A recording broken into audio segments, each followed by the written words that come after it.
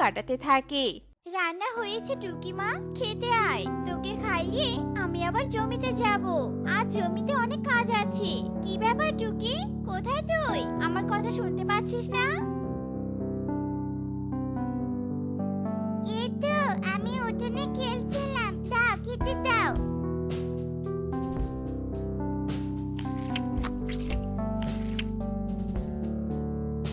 মা, আজকে আমিও তোমার সাথে জমিতে যাব। বাড়িতে একা থাকতে আমার একদম ভালো লাগে না। আমি তোমার কাছে বাধা দিব না, নিয়ে যাও না আমায়।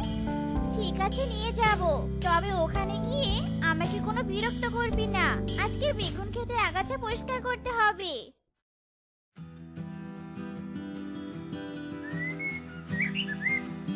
কিছুক্ষণ পর টুনি টুকি তাদের বেগুন খেতে আসে। টুনি টুকিকে ক্ষেত থেকে কিছুটা দূরে একটা গাছের নিচে বসিয়ে রাখে আর বলতে থাকে, এখান থেকে কোথাও যাবি না, এখানে বসে থাকবি কেমন? টুনি টুকিকে রেখে বেগুন খেতে আসে আর বেগুন ক্ষেতের আগাছা পরিষ্কার করতে শুরু করে। এভাবেই বেশ কিছুক্ষণ কেটে যায়। টুনি টুকি জমি থেকে তাদের বাড়িতে আসে। রাতে টুকি টুনিকে বলে, মা জানো, বনে সবাই নতুন ঘর তৈরি করছে। আমাদের এই পুরাতন ঘরটা ভেঙে কবে নতুন ঘর বানাবে? এই ঘরে আর থাকতে ইচ্ছে করছে না। মারে, আমার হাতে তো কোনো টাকা নেই। বেগুন জমিতে বেগুন ধরলে সেই বেগুন বিক্রি করে যে টাকা পাবো, সেই টাকা দিয়েই নতুন ঘর বানাবো, বুঝেছিস? বাইরে আকাশ খারাপ, মনে হয় বৃষ্টি আসবে। চল তাড়াতাড়ি ঘুমিয়ে পড়ি। এরপর টুনি টুকি ঘুমিয়ে পড়ে। গভীর রাতে বেশ জোরে জোরে বাতাস আর বৃষ্টি বইতে শুরু করে। বাতাস আর বৃষ্টির কারণে টুনির ঘরটা দুলতে থাকে আর ঘর দুলার কারণে টুনি টুকির ঘুম ভেঙে যায়। মা, আমার খুব ভয় করছে। আমাদের ঘরটা যদি ভেঙে যায় তখন কি হবে? কিছুই হবে না রে মা, তুই চিন্তা করিস না। প্রার্থনা করতে থাক যেন সৃষ্টিকর্তা বাতাস আর বৃষ্টি কমিয়ে দেয়। টুকি, তুই ঘরে থাক মা, আমি বেগুন জমিটা দেখে আসি। বেগুন গাছগুলোর কোনো ক্ষতি হয়েছে কিনা। টুনি বেগুন জমির দিকে উঠতে থাকে। কিছু দূর যেতেই মাটিতে লুটিয়ে পড়া একটা কলা গাছ টুনিকে ডাকে আর বলতে থাকে, এই যে পাখি, এদিকে এসো একটু। আমি অনেক অসহায় হয়ে পড়েছি, আমার অনেক কষ্ট হচ্ছে। আমি কাল রাতের বাতাসে অনেক দূর থেকে উড়ে এসেছি। আমাকে তুলে কোথাও রোপণ করে দাও, দয়া করো পাখি। এই কলা গাছটা কি আমার বেগুন জমির কাছে রোপণ করব আর এর বেশ যত্ন পরিচর্যা করব।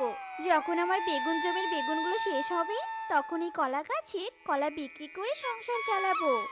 এই পাখি, কি ভাবছো এইভাবে বলো তো? দয়া করো একটু, আমার অনেক কষ্ট হচ্ছে। শান্ত হও তুমি, আমি তোমাকে রোপণ করব।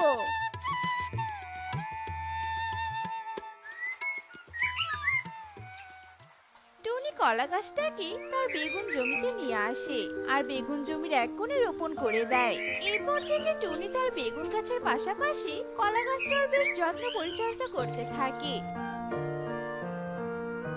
টুনির যত্নে এদিকে যেমন বেগুন গাছে বেগুন ধরে, অন্যদিকে ঠিক তেমনই কলা গাছটাও বেশ সবুজ সতেজ হয়ে ওঠে আর তাতে কলাও ধরে। কলা গাছটা বেশ সবুজ সতেজ হওয়ার কারণে অনেক অহংকারী হয়ে ওঠে। একদিন কলা গাছ একা একা বলতে থাকে, আহ, আমি কি সুন্দর, সতেজ আর সবুজ। এখানে সকলের থেকে সবচেয়ে বেশি সুন্দর আমি। আমার রূপে চারদিক চিকচিক করছে আর আমার চারদিকে কি বিশ্রী কালো বেগুনে ভর্তি। ছি, আমার গা গুলিয়ে আসছে। কলা গাছের এমন অহংকারী কথা শুনে পাশ থেকে একটা বেগুন বলে ওঠে, কলা গাছ বন্ধু, এমন করে কথা বলতে নেই। তুমিও গাছ, আমরাও গাছ। সৃষ্টিকর্তা তোমাকে সবুজ বানিয়েছে আর আমাদের কালো। এসব নিয়ে এত অহংকার করতে নেই বন্ধু। এই বেয়াদব বেগুন গাছ, তোর সাহস তো কম নয়, আমাকে বন্ধু বলিস? আর কোন সাহসে আমার সাথে কথা বলিস শুনি? যত সব নোংরা কালো, তোদের সাথে আমার যায় না। তোরা কালো কালি, ছি। শোনো বন্ধু, বেশি অহংকার ভালো নয়। জানোই তো অহংকারের পরিণতি খুবই খারাপ হয়। তোমার পাশে আমরা কালো বেগুন আছি, এজন্য তোমাকে এত সুন্দর দেখাচ্ছে, বুঝেছো? তোর সাহস তো কম নয়, আমার সাথে উঁচু গলায় কথা বলিস? দাঁড়া, তোকে দেখাচ্ছি মজা। অহংকারী কলা গাছ এই বলেই ওর একটা পাতা দিয়ে বেগুন গাছকে ধাক্কা মারে, আর সাথে সাথে বেগুন গাছটা মাটিতে লুটিয়ে পড়ে। আহ! ওরে বাবা রে, মরে গেলাম রে। অহংকারী কলা গাছ, আজ তুই বড় জন্য অহংকারী বসে আমাকে কষ্ট দিলি। আমি তোকে অভিশাপ দিলাম, তোর এই অহংকার বেশি দিন টিকবে না। তোর মতো সামান্য কলা গাছের অভিশাপে আমার কিছুই হবে না। এভাবেই দুদিন কেটে যায়। একদিন টুনি এসে কলা গাছের ফেলে দেওয়া বেগুন গাছটাকে তুলে দেয় আর বলতে থাকে, ঝড় নেই, বৃষ্টি নেই, এই বেগুন গাছটা হেলে পড়লো কি করে? যাই হোক, এই কলা গাছের অনেক পাতা হয়েছে, মনে হয় পাতার ভারে কলা গাছটার কষ্ট হচ্ছে। আমি বরং কলা গাছের পাতাগুলো কেটে দিই, যাই বাড়ি থেকে দা নিয়ে আসি।